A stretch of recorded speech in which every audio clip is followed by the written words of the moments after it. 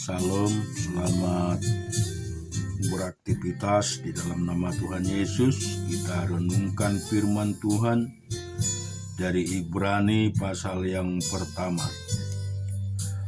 Setelah pada zaman dahulu Allah berulang kali dan dalam berbagai cara berbicara kepada nenek moyang kita dengan perantaraan nabi-nabi, maka pada zaman akhir ini Ia telah berbicara kepada kita dengan perantaraan anaknya, yang telah Ia tetapkan sebagai orang berhak menerima segala yang ada. Oleh Dia Allah telah menjadikan alam semesta. Ia adalah cahaya kemuliaan Allah dan gambar wujud Allah, dan menopang segala yang ada dengan firman-Nya yang penuh kekuasaan.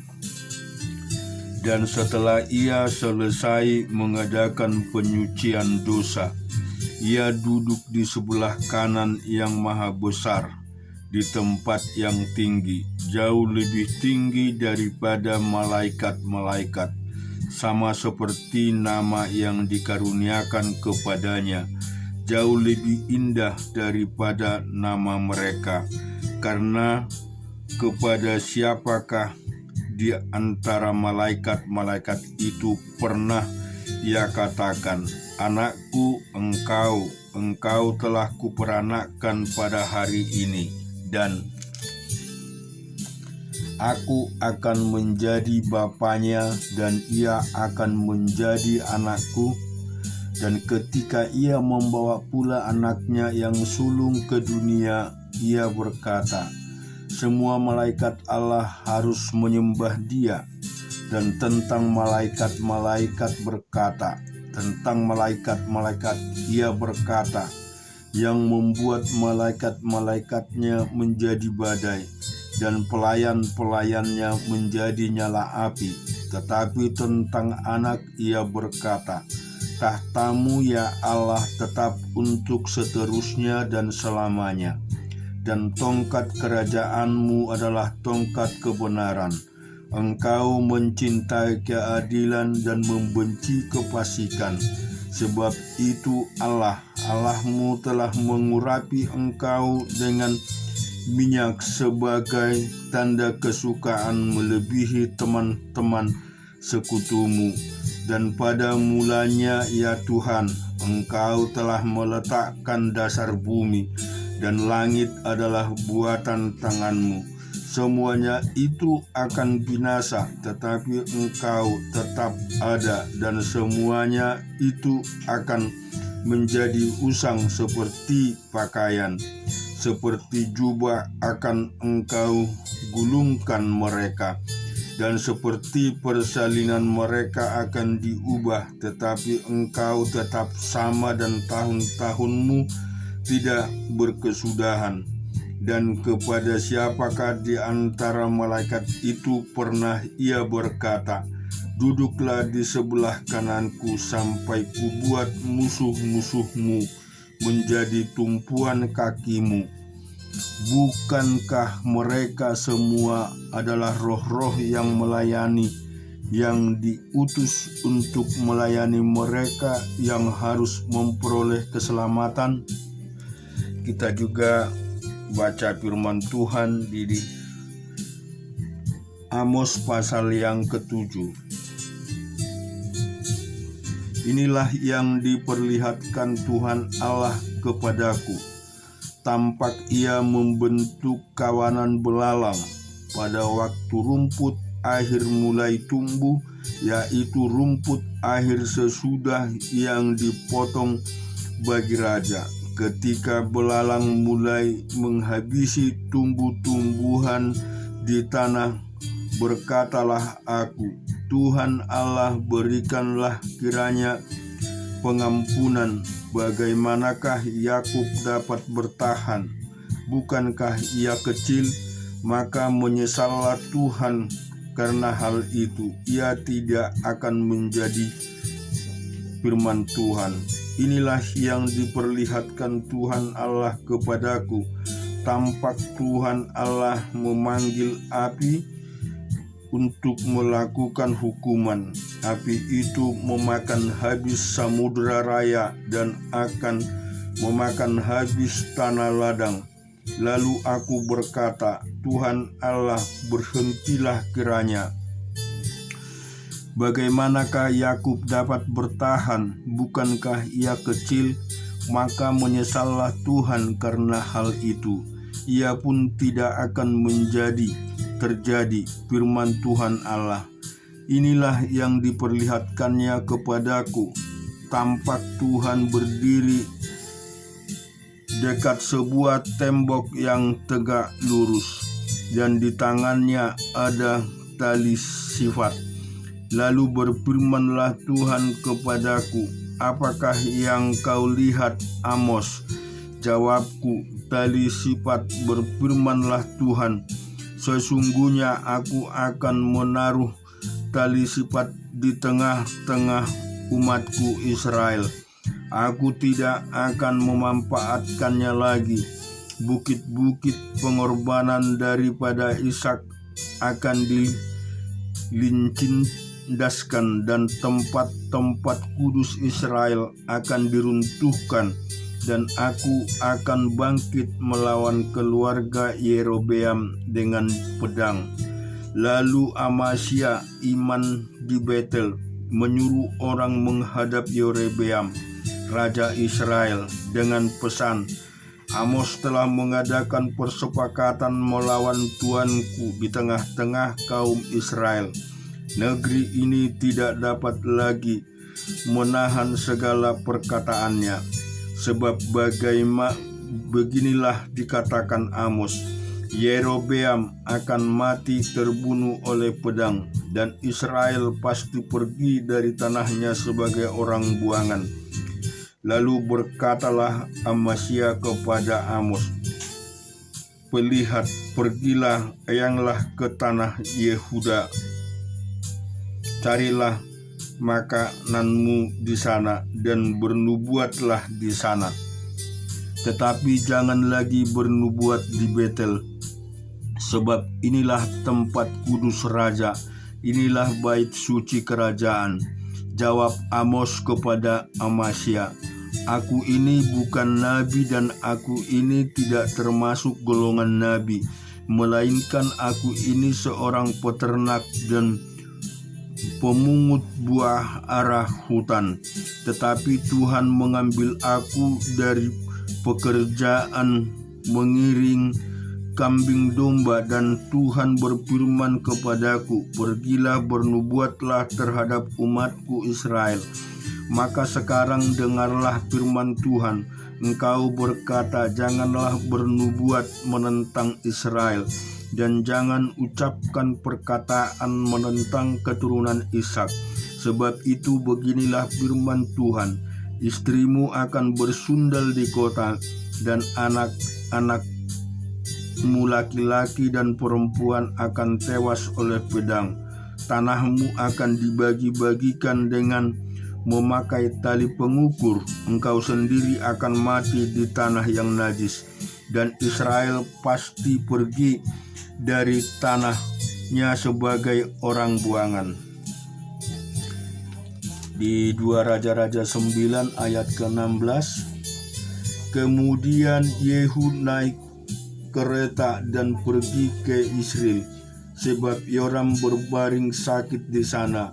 Juga Ahazia raja Yehuda datang menjenguk Yoram ketika penjaga yang sedang berdiri di atas menara di Israel melihat pasukan Yehu datang, berserulah ia, ada kulihat suatu pasukan. Berkatalah Yoram, ambillah seorang penunggang kuda, suruhlah ia menemui mereka serta menyenangkan, apakah ini kabar di mana damai.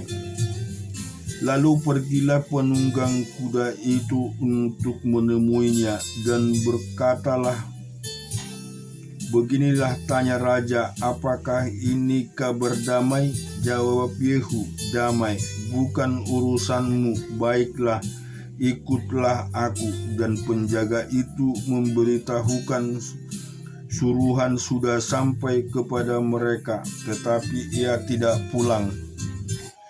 Disuruhnyalah penunggang kuda yang kedua, dan setelah sampai kepada mereka berkatalah ia, "Beginilah tanya raja, apakah ini kabar damai?" Jawab Yehu, "Damai, bukan urusanmu, baiklah ikutlah aku."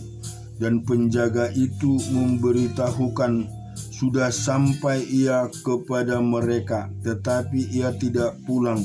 Dan cara memacunya adalah seperti cara Yehu cucu Nimsi memacu, sebab ia memacu seperti orang gila. Sesudah itu berkatalah Yoram, "Pasanglah kereta." Lalu orang memasang keretanya, maka keluarlah Yoram raja Israel dan Amasya raja Yehuda masing-masing naik keretanya. Mereka keluar menemui Yehu, lalu menjumpai dia di kebun Nabot orang Yisrael itu. Tak kala Yoram melihat Yehu, bertanyalah ia, "Apakah ini kabar damai, hai Yehu?" Jawabnya, "Bagaimana ada damai selama sundal dan orang sihir Ibnu Yisrael, Izebel, begitu banyak?"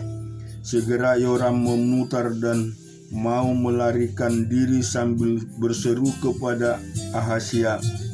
Itu tipu Ahazia, tetapi Yehu menarik busurnya dengan sepenuh kekuatannya, lalu menahan Yoram di antara kedua bahunya, sehingga anak panah itu menembus jantungnya, maka rebahlah ia di depan keretanya.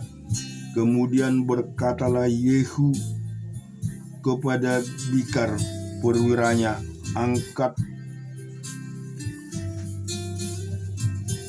dan lemparkanlah mayatnya ke kebun Nabot orang Yisrael itu, sebab ketahuilah bahwa pada waktu aku dan engkau berdampingan menunggang kuda mengikut Ahab ayahnya, maka Tuhan telah mengucapkan terhadap dia hukuman ini.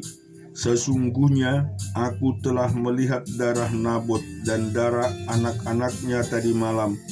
Demikianlah firman Tuhan, maka aku akan membalaskannya kepadamu di kebun ini. Demikianlah firman Tuhan. Oleh sebab itu angkat dan lemparkanlah mayatnya ke kebun ini sesuai dengan firman Tuhan. Ketika Ahazia raja Yehuda melihat itu, maka ia pun melarikan diri ke arah Bet Hagan. Tetapi Yehu mengerjakan sambil berkata, "Panahlah dia juga." Maka mereka memanah dia di atas keretanya di pedakian Kegur dekat Yileam. Ia lari ke Megido dan mati di sana. Para pegawainya mengangkut mayatnya ke Yerusalem, lalu mereka menguburkan dia dalam kuburnya sendiri di samping nenek moyangnya di kota Daud. Adapun Ahazia menjadi raja atas Yehu dalam tahun ke-11 zaman Yoram di Ahad. Sampailah Yehu ke Yisrael. Ketika Izebel mendengar itu, ia mencalak matanya, dihiasinyalah kepalanya, lalu ia menjenguk dari jendela.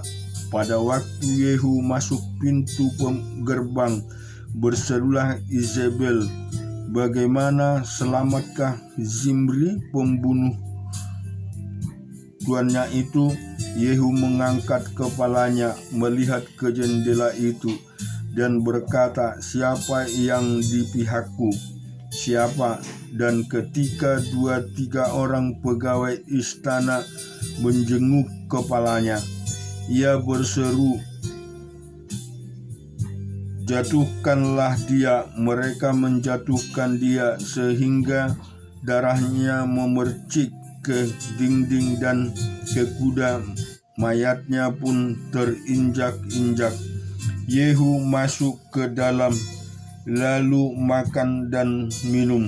Kemudian ia berkata, "Baiklah, urus mayat orang yang terkutuk itu dan kuburlah dia, sebab ia memang anak raja." Mereka pergi untuk menguburkannya, tetapi mereka tidak menjumpai mayatnya, hanya kepala dan kedua kakinya dan kedua telapak tangannya. Mereka kembali memberitahukan kepada Yehu. Lalu ia berkata, "Memang begitulah firman Tuhan yang diucapkannya dengan perantaraan hambanya Elia, orang Tisbe itu. Di kebun di luar Yesreel akan dimakan anjing daging Izebel.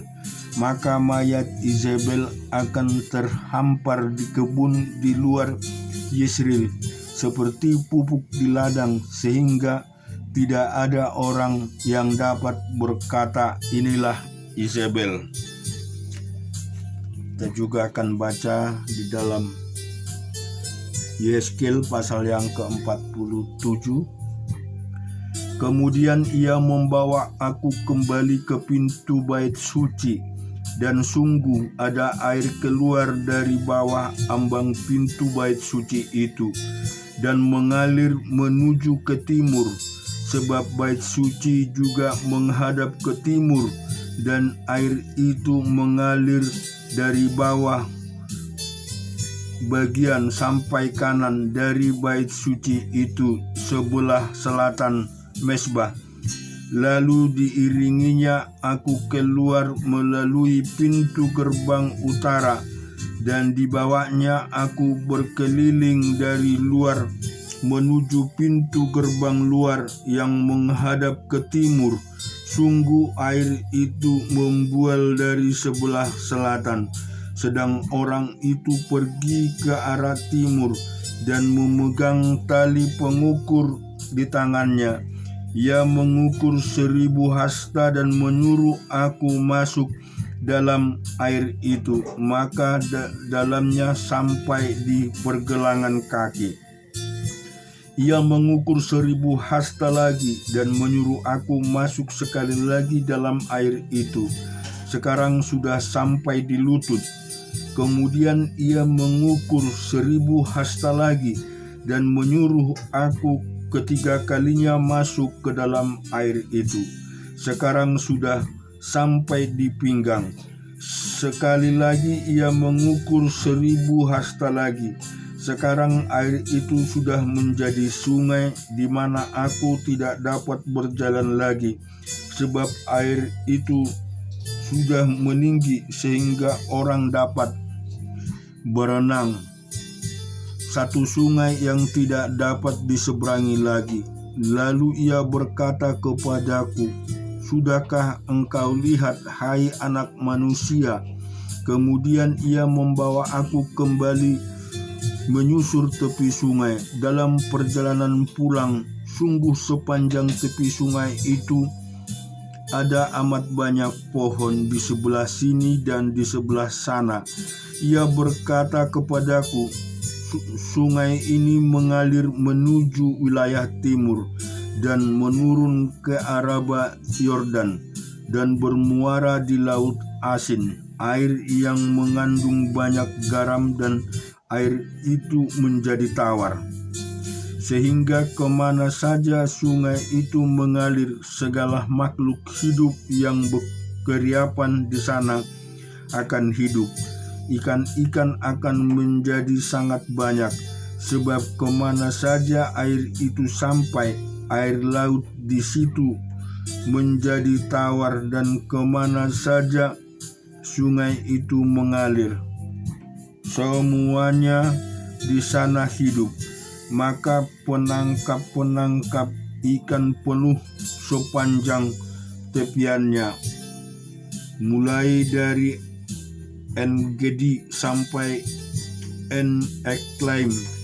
Daerah itu menjadi penjemuran pukat, dan di sungai itu ada berjenis-jenis ikan seperti ikan-ikan di laut besar sangat banyak. Tetapi rawa-rawanya dan paya-payanya tidak menjadi tawar. Itu menjadi tempat mengambil garam. Pada kedua tepi sungai itu tumbuh bermacam-macam pohon buah-buahan yang daunnya tidak layu dan buahnya tidak habis-habis tiap bulan. Ada lagi buahnya yang baru, sebab pohon-pohon itu mendapat air dari tempat kudus itu. Buahnya menjadi makanan dan daunnya menjadi obat. Beginilah firman Tuhan Allah. Inilah batas-batas tanah yang kamu harus bagi-bagi menjadi milik pusakamu di antara ke-12 suku Israel. Yusuf mendapat 2 bagian. Tanah itu harus kamu bagi rata, yaitu tanah yang dengan sumpah kujanjikan memberikannya kepada nenek moyangmu, dan demikian tanah ini menjadi milik pusakamu. Inilah perbatasan tanah itu di sebelah utara dari Laut Besar terus ke Herlon sampai jalan masuk ke Hamat dan terus ke Jelat. Berota Sibraim yang terletak di antara daerah kota Damsyik dan daerah kota Hamat terus ke Hasar Edon yang di daerah kota Hauran. Demikian perbatasan itu sampai dari laut sampai di Hasar Enon, sehingga daerah kota Damsyik dan juga daerah kota Hamat terletak di sebelah utaranya. Itulah sebelah utara. Di sebelah timur mulai dari Hasar Enon yang terletak di antara Hauran dan Damsyik, sungai Yordan menjadi perbatasan di antara Gilead dan tanah Israel, terus ke laut timur sampai ke tanah. Itulah sebelah timur.